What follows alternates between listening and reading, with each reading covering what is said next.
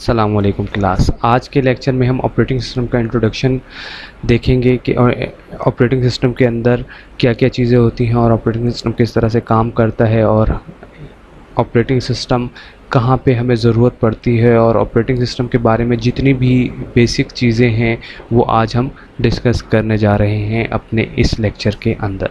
सबसे पहले जो की पॉइंट्स हैं इस लेक्चर में वो हैं कि what operating system do, computer system organisation, computer system architecture, operating system structure, operating system operation, process management, memory management, storage management, protection and security, kernel data structure, computing environment and open source operating system.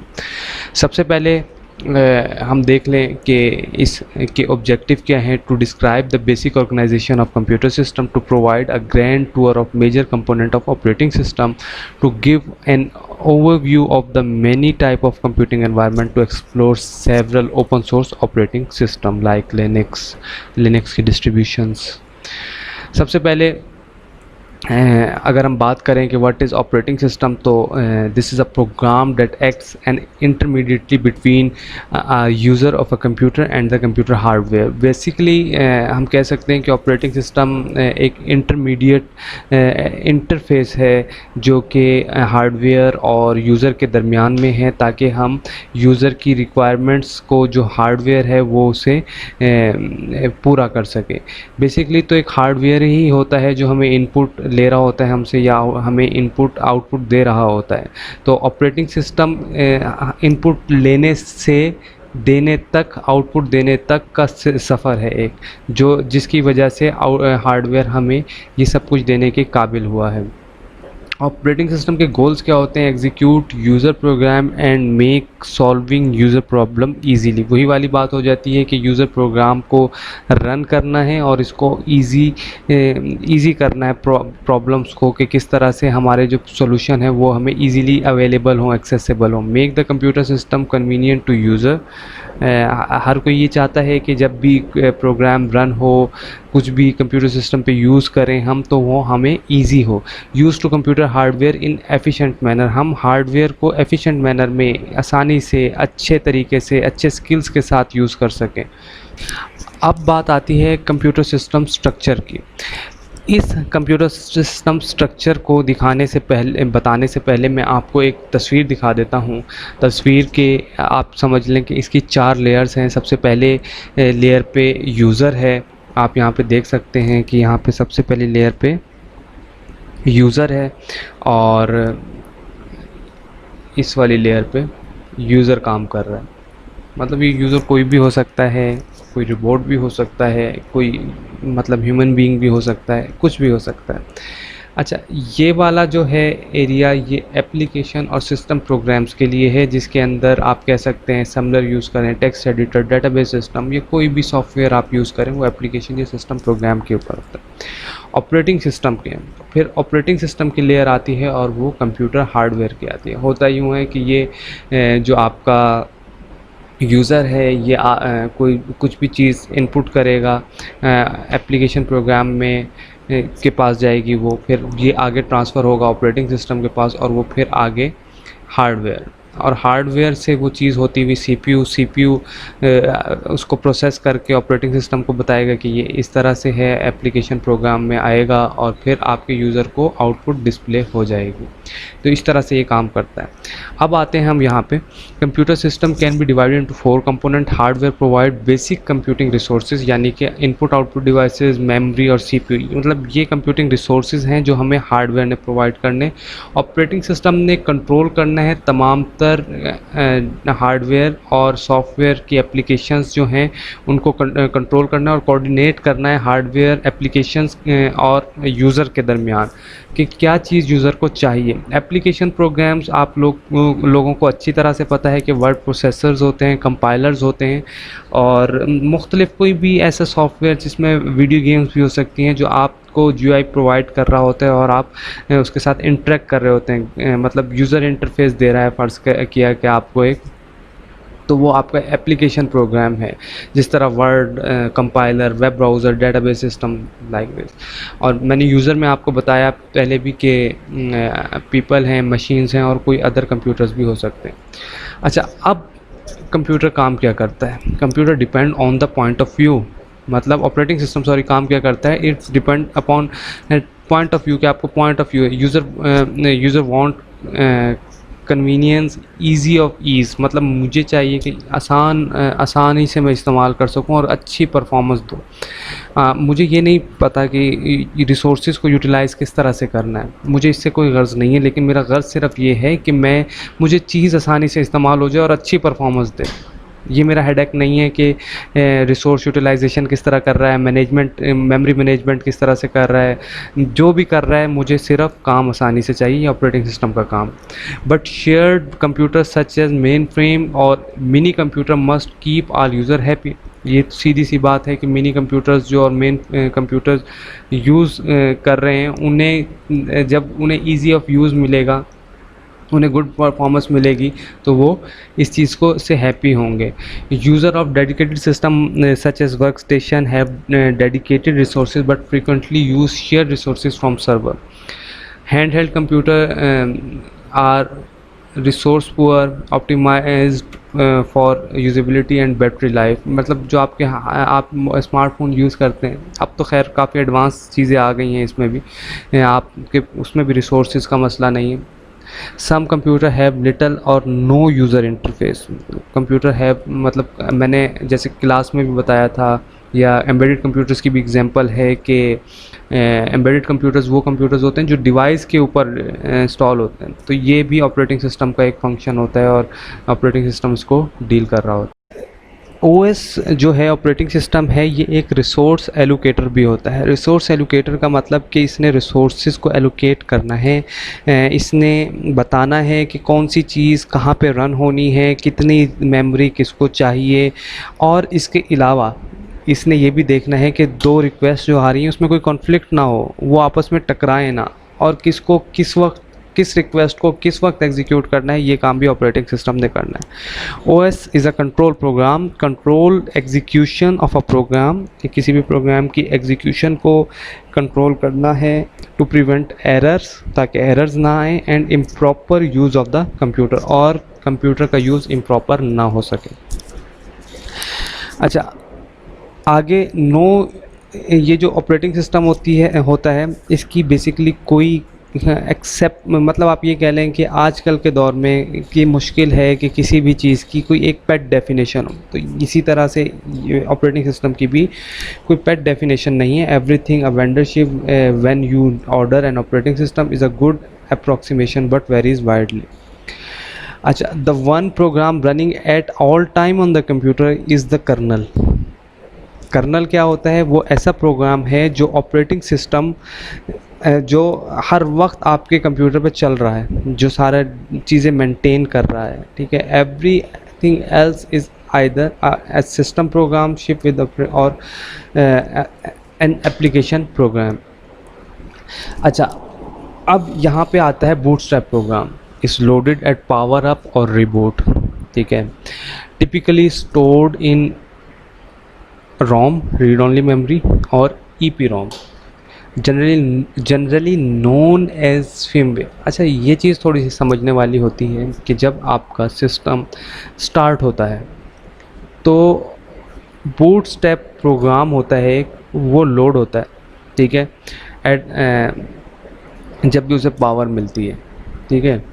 अब क्या होता है कि जैसे ही power आपके system को मिली, bootstrap program ने load होना है और जाके रोम में जाना है, ठीक है।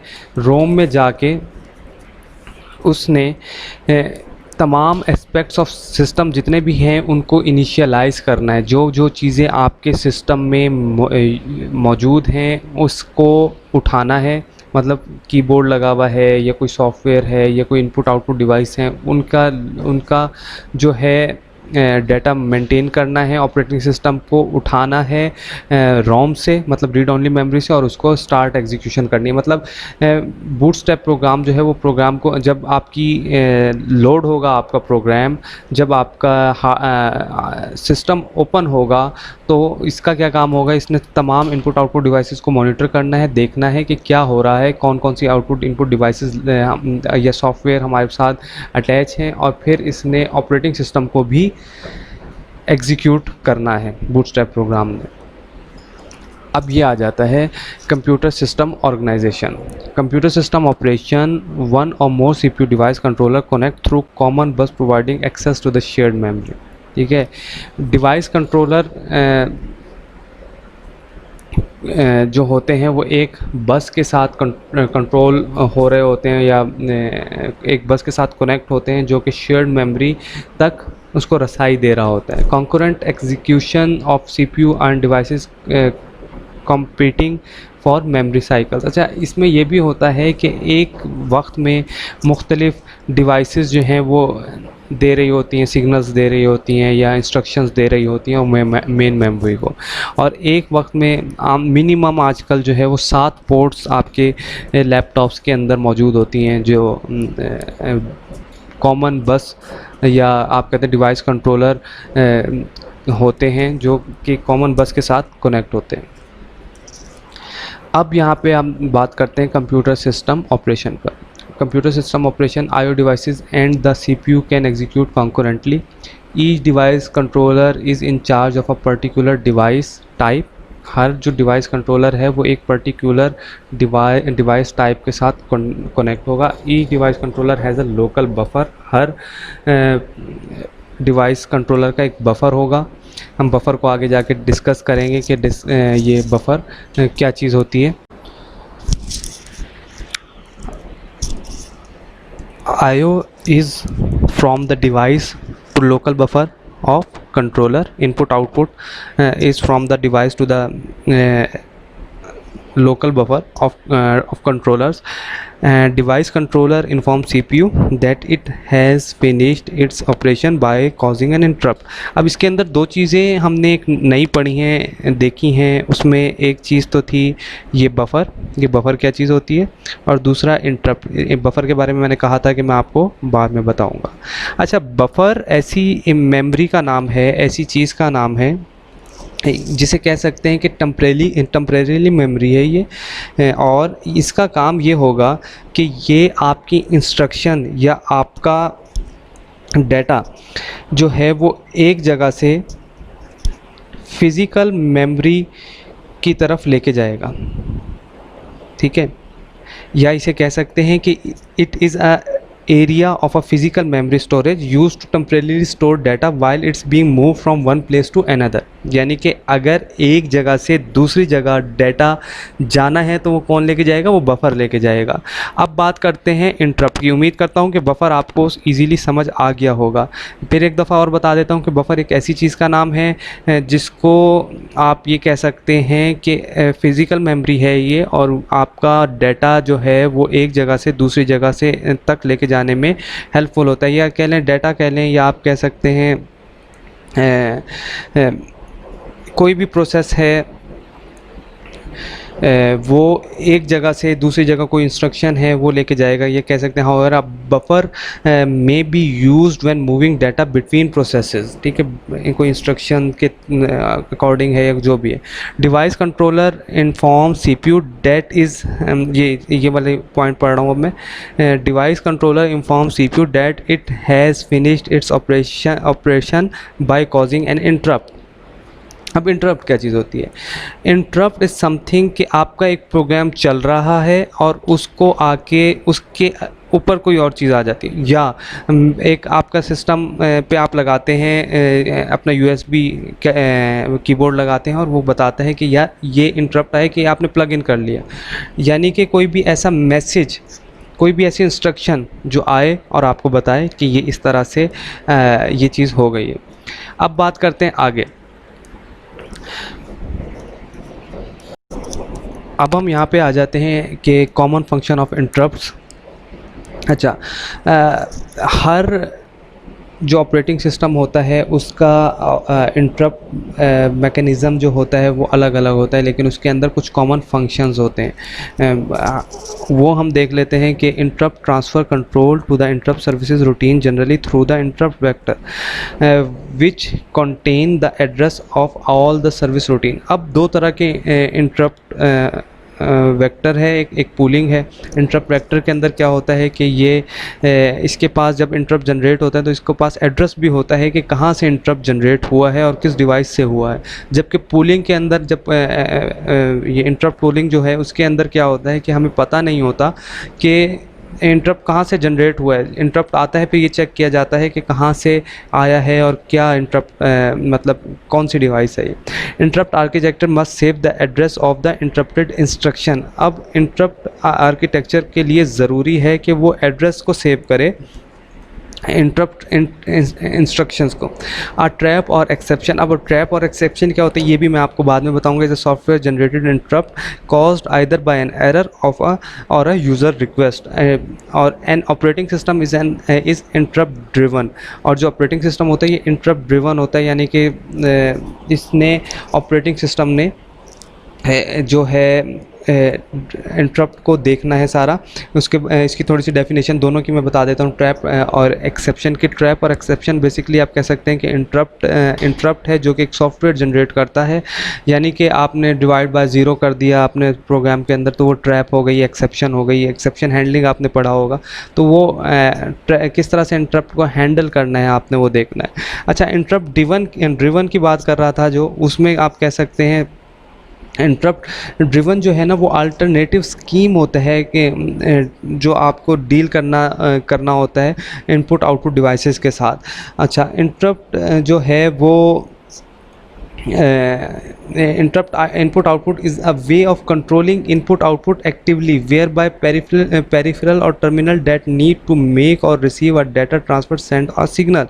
अच्छा, इसमें ये होता है कि इंटरप्ट ड्रिवन होता क्यों है। एक ऑपरेटिंग सिस्टम को पता होना चाहिए कि उसने किस तरह से डील करना है इंटरप्ट को, अदरवाइज़ क्या काम उस ऑपरेटिंग सिस्टम का। अब मैंने जैसे बताया था आप लोगों को कि दो तरह के इंटरप्ट हैं, पोलिंग और वेक्टर। इसके बारे में मेरे ख्याल के इतना डिस्कस करना चाहिए। Separate segment of code determine what action should be taken for each type of interrupt. सीधी सी बात है कि हर कोड सेगमेंट होगा जो बताएगा कि आपको क्या काम करना है, क्या एक्शन लेना है। The operation system preserve the state of the CPU bye storing register and the program counter. ये डायग्राम है। अगर आपके पास इंटरप्ट आ जाता है तो ये एग्जीक्यूशन हो रही है। जैसे इंटरप्ट आया इसको हैंडल किया और फिर ये ऊपर दोबारा से उसी पे चला गया। इंटरप्ट जनरेट हुआ फिर उसी पे दोबारा चला गया। तो इस तरह से ये काम करता है। और अगर इनपुट आउटपुट पे देखें तो इनपुट आइडल पे है, इंटरप्ट जनरेट होता है तो ट्रांसफ़र होता है कंट्रोल उसके ऊपर, फिर आइडल पे आ जाता है और फिर इस तरह से एग्जीक्यूट होता है।